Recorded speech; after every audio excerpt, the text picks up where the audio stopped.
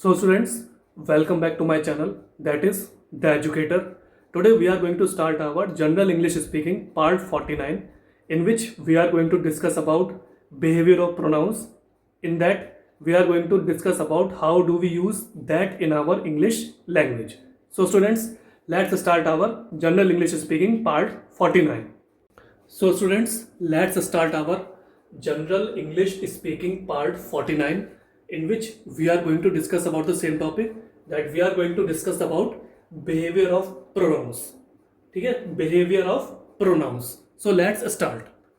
Behavior of pronouns, as I had already told you in previous classes also, it means सर्वनाम के व्यवहार. सर्वनाम के व्यवहार किस तरीके का होता है जब उसको हम वाक्य में प्रयोग में लाते हैं. Now we will move further. Use of that. अब हम जानने का प्रयास करेंगे कि दैट का हम कैसे प्रयोग करते हैं अपने इंग्लिश के सेंटेंसेस में. दैट का मतलब होता है वह.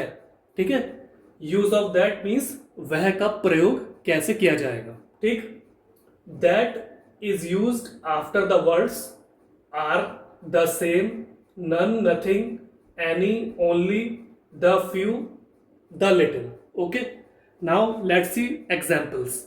एग्जाम्पल्स यानी उदाहरण. All that glitters is not gold. Ram is the only person that can help you in this work. He is the same person that had gone on hunger strike. ठीक, you may take any book that you like. I have spent the few rupees that I had. ठीक है, so that means वह. तो that is use after the words. तो वह का प्रयोग हम उन शब्दों के बात करते हैं जैसे कि आर. मतलब आर का मतलब होता है प्रेजेंट फॉर्म होती है आर. तो आर का मतलब हो गया होना. ठीक है, कि वो लोग हैं. आर मतलब होना. ठीक, द सेम मतलब बिल्कुल एक समान. ठीक है, नन, नन का मतलब हो गया कुछ भी ना होना. नन मतलब नथिंग, कुछ नहीं है. हम कहते हैं ना नन, नथिंग मतलब कुछ नहीं है. नथिंग का मतलब भी हो गया कुछ भी मौजूद नहीं है. नथिंग मतलब कुछ भी नहीं हुआ. ठीक, ये एक तरह से नकारात्मक वर्ड्स हो गए.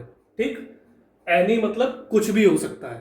ठीक, ओनली मतलब वही होना, उसी चीज का होना, और कोई नहीं होना, बस उसी का होना. ठीक है, द फ्यू मतलब कुछ चीजें होना. द फ्यू का मतलब हो गया कुछ चीजें होना. ठीक, द लिटिल मतलब बहुत छोटा सा होना. लिटिल मतलब छोटा, द लिटिल मतलब बहुत छोटा सा होना. ठीक है, अब हम इसके एग्जाम्पल्स को समझा लेते हैं.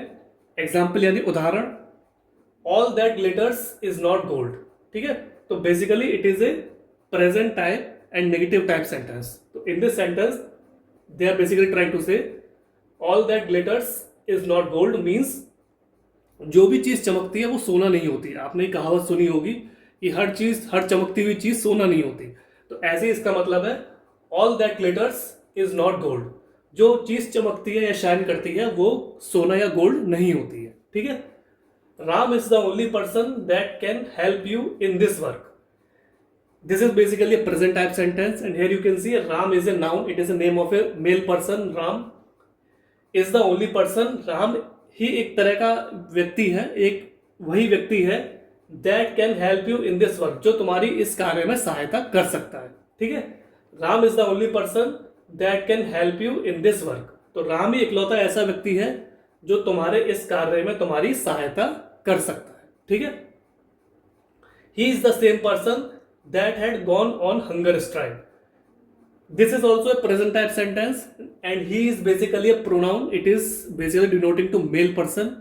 ठीक है, तो he is the same person, ये वही व्यक्ति है दैट हैड गॉन, जो hunger strike, that had gone on hunger strike, जो भूख हड़ताल पे जा चुका था. ठीक है, तो basically it is A past perfect type sentence. ठीक है, तो शुरू में ये प्रेजेंट टेंस था लेकिन बाद में ये परफेक्ट टाइप सेंटेंस हो गया क्योंकि उसके कार्य को उन्होंने पास्ट परफेक्ट में जोड़ दिया और पहले उसकी विशेषता बता दी उस पर्सन की कि वो वही व्यक्ति है. ठीक है, he is the same person that had gone on hunger strike. वह वही व्यक्ति है जो भूख हड़ताल के लिए गया था, स्ट्राइक पे गया था भूख हड़ताल के लिए. ठीक है, you may take any book that you like. ठीक है, तो this sentence is basically a commanding type sentence, ordering type sentence and present type sentence. So you may take मतलब तुम ले सकते हो एनी बुक, कोई भी किताब, दैट यू लाइक, जो तुम पसंद करते हो, ठीक है। सो यू में टेक एनी बुक, तुम कोई भी किताब ले सकते हो, दैट यू लाइक, जिसे तुम पसंद करते हो, ठीक। अब इसमें क्या, यू क्या हो गया आपका, प्रोनाउन हो गया, क्योंकि दूसरे पर्सन के लिए। मे मतलब आज्ञा देना, मतलब तुम ले सकते हो, परमिशन दी जा रही है। टेक मतलब लेना, एनी कोई भी, बुक यानी किताब, बुक आपका एक नाउन हो गया क्योंकि एक किताब हो गई, ठीक है, पुस्तक हो गई। दैट यहाँ पे आ गया, दैट मतलब जिसको, जिसको तुम पसंद करते हो, दैट यू लाइक, जिसको तुम पसंद करते हो, ठीक है। I have spend the few rupees that I had. So this sentence is basically a past tense related sentence and here you can see I is a pronoun, क्योंकि ये सर्वनाम है, ये मेरे अपने पर्सनल के लिए यूज किया जा रहा है, बंदा अपने लिए यूज कर रहा है, ठीक है। आई हैव स्पेंड, मैंने खर्च किए थे, द फ्यू रुपीज, जो मेरे पास कुछ पैसे थे मैंने उन्हें खर्च किया था, जो मेरे पास पहले से मौजूद थे। दैट आई हैड, जो मेरे पास पहले से थे, ठीक है। I have spend the few rupees, मैंने कुछ पैसे खर्च किए थे, दैट आई हैड, जो मेरे पास पहले से मौजूद थे, ठीक है। सो ये पास्ट टेंस रिलेटेड सेंटेंस है। तो अब मैं एक बार आपको फिर से समझा देता हूं इस रूल को। That is used after the words, that यानी वह को हम यूज करते हैं, प्रयोग में लाते हैं उन शब्दों के बाद, जैसे कि आर का मतलब प्रेजेंट फॉर्म में होना, ठीक। द से मतलब बिल्कुल समान होना, ठीक है। नन मतलब कोई भी कार्य ना होना, कुछ ना होना। नथिंग कुछ भी ना होना, ठीक। एनी कुछ भी होना। ओनली मतलब वही चीज होना, ठीक है। द फ्यू मतलब थोड़ा बहुत कुछ होना, ठीक है। द लिटिल मतलब बहुत छोटा सा काम होना, द लिटिल मतलब बहुत छोटा सा होना, ठीक है। एग्जाम्पल उदाहरण मैंने बताया था, all that glitters is not gold, ये बेसिकली प्रेजेंट और नेगेटिव टाइप सेंटेंस है। जैसे मैंने बताया, हर चमकती हुई चीज सोना नहीं होती है, एक मशहूर कहावत है, ठीक। Ram is the only person that can help you in this work, Ram वही एक ऐसा व्यक्ति है जो तुम्हारी इस कार्य में सहायता कर सकता है। ये प्रेजेंट टाइप सेंटेंस है, ठीक है, इसमें आपका दैट का प्रयोग हो रहा है, ठीक। ही is the same person that had gone on hunger strike, ये भी बेसिकली प्रेजेंट टाइप सेंटेंस है और ये पास्ट परफेक्ट टाइप सेंटेंस भी है, इसमें दोनों तरह से प्रयोग हो रहा है। तो इसका मतलब हो गया, he is the same person, वह वही सेम व्यक्ति है, that had gone on hunger strike, जो भूख हड़ताल पे जा चुका था, ठीक है। You may take any book that you like, so this is basically a present type sentence and order and command giving type sentence. तो यू क्या है, यू आपका प्रोनाउन हो गया यानी सर्वनाम। मे क्या हो गया, आपको परमिशन दी जा रही है। टेक मतलब लेना, एनी मतलब कोई भी, बुक यानी किताब, जो कि एक नाउन हो गया, क्योंकि नाउन का मतलब होता है नेम ऑफ एनी आइटम और थिंग। तो यहाँ पे बुक एक आइटम है, पुस्तक है, तो इसका नाम हो गया, ठीक है। दैट हम प्रयोग में लाएंगे। यू लाइक मतलब जिसे आप पसंद करते हो, ठीक है। So you may take any book that you like, तुम कोई भी पुस्तक को पसंद कर सकते हो जो तुम्हें पसंद है, तुम कोई भी पुस्तक ले सकते हो जो तुम्हें पसंद है, ठीक है। I have spend the few rupees that I had, so basically it is a present perfect type and past tense related sentence, ठीक। तो आई आपका क्या है, प्रोनाउन है, सर्वनाम है, जो कि मैं अपने लिए स्वयं के लिए यूज कर रहा हूं। So I have spend the few rupees, मैंने कुछ पैसे खर्च किए थे, दैट आई हैड, जो मेरे पास मौजूद थे, ठीक है। अब हम आगे बढ़ते हैं। अगला आता है after adjective in a superlative degree. Examples, mister Kapoor is the most learned man that I have ever met, ठीक है। तो बेसिकली यूज ऑफ दैट, यहाँ पे दैट का प्रयोग किस फॉर्म में होगा, वह का प्रयोग हम किस प्रकार से करेंगे। आफ्टर एडजेक्टिव, एडजेक्टिव मतलब होता है विशेषण, जो किसी तरह से सर्वनाम या आपका संज्ञा सर्वनाम की ना विशेषता बताता है। जो ऐसे वर्ड्स होते हैं जो उस सेंटेंस में कुछ उसकी उस चीज से, जो आपका वर्ब है या क्रिया है, उसकी विशेषता बताने का प्रयास करते हैं, ठीक है।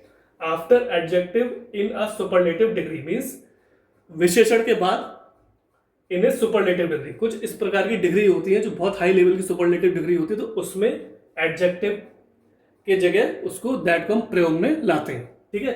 अब इसका एग्जाम्पल देख लो, mister Kapoor is the most learned man that I have ever met. Mister Kapoor क्या है, ये बेसिकली आपका एक प्रेजेंट टाइप सेंटेंस है, ठीक। Mister Kapoor is the name of A mail person, ठीक है। तो it is basically a noun यानी संज्ञा है। ये is the most learned man मतलब वो बहुत ज्यादा लर्न मतलब सीखा हुआ, बहुत ही नॉलेजेबल बंदा है, ठीक है। That I have ever met, जिससे मैं मिल चुका हूं, ठीक है। तो ये बाद में आपका पास्ट टेंस हो गया, ठीक। Mister Kapoor is the only learned man, mister Kapoor ही एकमात्र ऐसे बहुत सुलझे हुए, बहुत ही ज्ञानी पुरुष हैं, बहुत सीखे हुए पुरुष हैं, that I have ever met, जिससे मैं कभी एक बार मिल चुका हूं। ठीक है, तो ये आपका पास्ट टेंस भी हो गया। तो after adjective in a superlative degree, मतलब दैट का प्रयोग हम करते हैं विशेषण के बाद, जब उसमें सुपरलेटिव डिग्री का हमें संबोधन करना होता है। तो उदाहरण आपका हो गया, एग्जाम्पल हो गया आपका, mister Kapoor is the most learned man that I have ever met. तो मिस्टर कपूर आपके नाउन हो गया, is the most learned man मतलब सबसे ज्यादा सीखे हुए, बहुत ही इंटेलेक्चुअल और सीखे हुए व्यक्ति हैं, जिनसे that I have ever met, जिनसे मैं कभी एक बार मिल चुका हूं। ठीक है, अब हम आगे बढ़ते हैं। In speaking of persons, animals and lifeless things, examples, this is the same person that had abused me. ठीक है, तो दैट का हम प्रयोग उस जगह भी करते हैं, in speaking of persons, animals and lifeless things, जब हमें कुछ व्यक्तियों के बारे में, एनिमल्स यानी जानवरों के बारे में, एंड लाइफलेस थिंग्स ऐसी वस्तुओं के बारे में बोलना है जिनमें कोई जीवन नहीं होता, जो निर्जीव होती हैं, जिनमें कोई जीवन नहीं है, तो उसकी बताने के लिए भी हमें दैट का प्रयोग करना होता है। ठीक है, इन speaking of persons, animals and lifeless things, तो उन चीजों को बताने के लिए, उन व्यक्तियों के बारे में बताने के लिए, जानवरों के बारे में बताने के लिए, एंड लाइफलेस थिंग्स ऐसी वस्तुओं के बारे में बताने के लिए जिनमें कोई प्राण नहीं होते, जो निष्क्रिय होती हैं। ठीक है, तो उदाहरण यानी एग्जाम्पल आपका हो गया, this is the same person that had abused me. So this sentence is basically a present type sentence and past sentence also. In first phase we are basically denoting to the person. ठीक है, and next phase we are discussing about the quality or things which he had done to us. So this is the same person that had abused me means यह वही व्यक्ति है जिसने मुझे गाली दी थी। ठीक है, जिसने मुझे अपशब्द बोले थे। ठीक है, दिस मतलब दिस इज द मतलब ये, दिस मतलब ये, इज ये प्रेजेंट टाइप हो गया, this is the same person ये वही सेम व्यक्ति है। ठीक है, दैट हैड अब्यूज्ड मी, तो आप दैट यहाँ पे आ गया। ठीक है, हैड क्या हो गया, हैड पास्ट में हो गया, हैज का थर्ड फॉर्म जो आपका होगा पास्ट में वो हैड हो जाएगा। अब्यूज मतलब गाली देना, तो अब्यूज के आगे ईडी लग गया तो ये अब्यूज्ड हो गया, ये पास्ट में हो गया। मी मतलब मुझे। ठीक है, this is the same person that had abused me, ये वही सेम व्यक्ति है जिसने मुझे गाली दी थी या जिसने मुझे अपशब्द बोला था। ठीक है, तो ये पास्ट टेंस रिलेटेड सेंटेंस है जिसमें दैट का प्रयोग हो रहा है।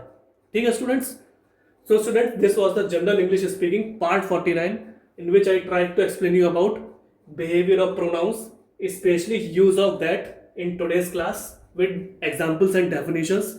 This thing we are going to discuss in next class also.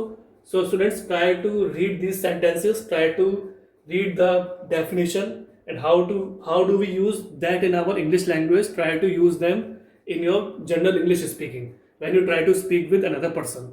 So ultimately what will happen, your confidence will boost up, your personality will grow, and ultimately you will become a perfect and fluent English speaker in front of another person. So students, thanks for your valuable and precious time. Have a nice day.